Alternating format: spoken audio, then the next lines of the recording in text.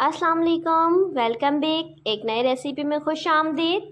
जी जनाब, तो आज हम अपने किचन में बना रहे हैं भिंडी कढ़ाई। बीफ, मटन और चिकन कढ़ाई तो आपने बहुत बार बनाई भी होगी और खाई भी होगी, लेकिन आज हम बनाएंगे भिंडी कढ़ाई। और जब आप भिंडी कढ़ाई बनाएंगे तो सब कढ़ाई को भूल जाएंगे और यही बार बार बनाएंगे। तो चलें फिर शुरू करते हैं। सबसे पहले मैंने कढ़ाई में ऑयल डाला और उसके बाद मैंने इसमें भिंडियाँ शामिल कर दी। भिंडियों को यहाँ पर मुझे हल्का हल्का सा फ्राई करना है। आप इनको ऑयल में अच्छे तरीके से मिक्स करते जाएंगे जब तक इसमें हल्का हल्का सा गोल्डन कलर आ जाएगा। आपने बस फ्लेम को मीडियम रखना है और साथ साथ चलाते रहना है। भिंडियाँ फ्राई हो गई हैं, अब मैं इनको प्लेट में निकाल लूँगी।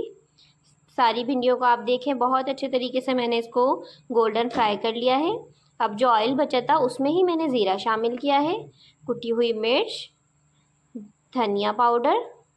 अब थोड़ा सा मैं इसमें पानी शामिल करूँगी ताकि मसाले जले ना। पानी शामिल करने के बाद मैं इसमें हल्दी शामिल करूँगी। उसके बाद आप इसमें शामिल करेंगे लहसुन अदरक का पेस्ट। मैं इसमें शामिल करूँगी और मसालों और लहसुन अदरक को अच्छे तरीके से भून लूँगी। जब लहसुन और मसाले अच्छे तरीके से भुन जाएंगे, आपने इसके अंदर टमाटर डालना है कद्दूकस करके। आप चाहें तो यहाँ पे टमाटर का पेस्ट बनाकर भी डाल सकते हैं।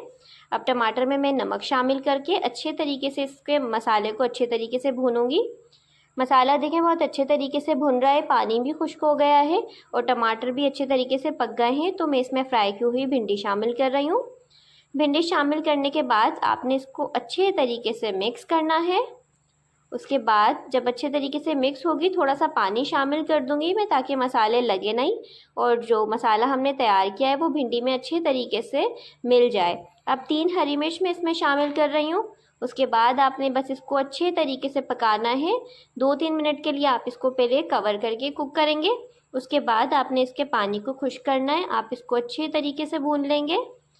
देखें आप, पानी यहाँ पे बिल्कुल इसका खुश्क हो गया है और बहुत अच्छी हमारी भिंडी कढ़ाई जो है रेडी हो चुकी है। अब मैं इसको प्लेट में निकाल लूँगी। आप देखें ये बहुत मज़ेदार बनी है, दिखने में भी बहुत मज़ेदार लग रही है और ये खाने में भी बहुत टेस्टी है। आप इसको ज़रूर ट्राई कीजिएगा। आपके घर में जो भिंडी नहीं खाता है वो भी इस रेसिपी के बाद भिंडी को खाने लग जाएगा। और आपको रेसिपी पसंद आई है तो चैनल को सब्सक्राइब कर दें, लाइक कर दें। मिलते हैं एक और वीडियो में, तब तक के लिए अल्लाह हाफिज़, टेक केयर।